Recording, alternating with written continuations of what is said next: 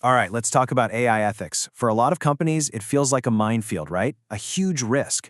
But what if we told you it's actually one of the smartest strategic moves you can make? Today, we're diving into a guide from Bob Slovic over at Virtualization Options LLC that flips the script. They've laid out a fantastic playbook for turning ethical AI from a headache into a real competitive advantage. Let's get into it. First things first, let's just get a sense of the scale we're dealing with. By 2030, AI is expected to pump an extra $15 trillion into the global economy. I mean, let that number sink in. That's not just a new product line. That is a fundamental re-architecting of the world's economy. And look, this isn't some far-off futuristic dream. It's happening right now, as we speak. By 2025, that's just around the corner. About 70% of all U.S. companies will have AI baked into their operations. So the question is no longer if your competition is using it, the question is how well they're using it. So why is everyone jumping on board so fast?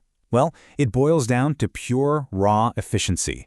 AI automation can boost the speed of decision-making by up to 85%. Just try to imagine your entire business, from marketing to logistics, operating that fast. It's a game changer. So when you put all these numbers together, the picture is crystal clear. AI is not some passing fad. It's a tidal wave of change, and it's creating massive competitive advantages for anyone smart enough to harness it. But, and you knew there was a but coming, all of this power has a very, very serious dark side. So, what exactly happens when this incredible trillion-dollar technology goes completely off the rails? Well, we're not talking about a simple bug or a server going down. We're talking about catastrophic failures that can wreck reputations, cost billions, and ruin lives. Let me give you a real-world horror story. A major company built an AI to screen resumes. Sounds great, right? Except it was trained on a decade of their old hiring data, which was, you guessed it, biased.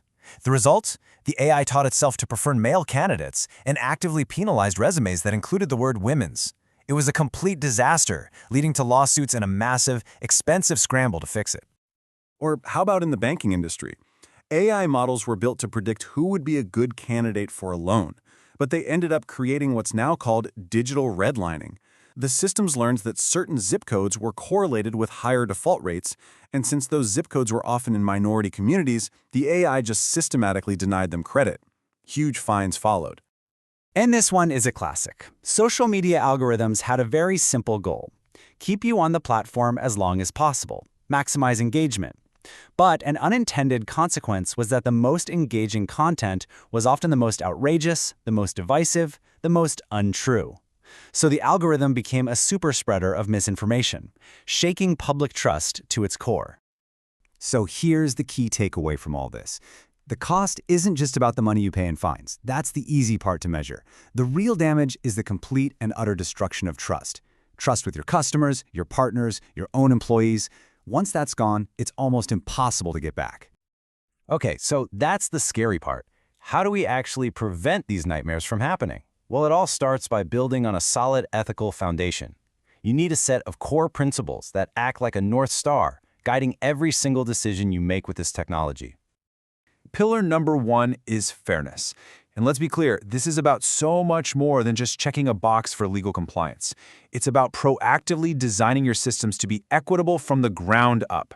It means you're actively hunting for bias in your data and your models before they ever see the light of day. Next up, transparency. Think about it. If an AI turns you down for a loan or rejects your job application, don't you deserve to know why? You absolutely do. This doesn't mean you have to open source your secret code. It just means you need to be able to explain the why behind an AI's decision in plain English. That's how you build trust. The third pillar is a big one: accountability. You can't just launch an AI into the world and say, hey, don't blame us, blame the algorithm. It doesn't work that way. Someone, a human being, has to be responsible for the outcomes. This means having a clear chain of command and, this is critical, always having a human in the loop for those really high-stakes decisions. And finally, we get to safety and privacy. This is table stakes, a complete non-negotiable. It means your data protection has to be ironclad. It means your systems have to work reliably and predictably. You gotta comply with rules like GDPR. And you have to think bigger. What's the impact of this tech on society, on the environment? It all matters. Okay, so those are the principles: fairness, transparency, accountability, safety. great. But principles are just words on a slide unless you put them into practice, right?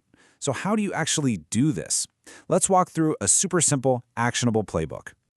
Look, it starts by defining clear policies for your company, based on those pillars we just covered. Then you have to really dig in and assess all the potential risks, not just financial risks, but risks to people. Step 3, you bring in the tools. Bias detectors, privacy controls. But tools aren't enough, which brings us to step 4. You absolutely must have a human making the final call on important decisions. And finally, number 5, you make this a part of your culture. This isn't a one-and-done project. It's a constant process of learning. Now, here is the big shift in mindset. When you follow this playbook, something amazing happens. AI ethics stops being this scary thing you have to deal with, this cost center, and it actually turns into a powerful competitive advantage. Doing AI responsibly isn't just the right thing to do, it's the smartest thing you can do. I mean, just look at the two paths laid out here. It's a stark choice. You can be reactive and deal with the fallout, the damaged reputation, the massive fines, the angry customers, or you can be proactive. You can build trust, drive real innovation, gain a competitive edge, and create fiercely loyal customers. The difference is night and day. So really, it all comes down to this one question that every leader has to answer. This technology is here, and it's getting more powerful every single day.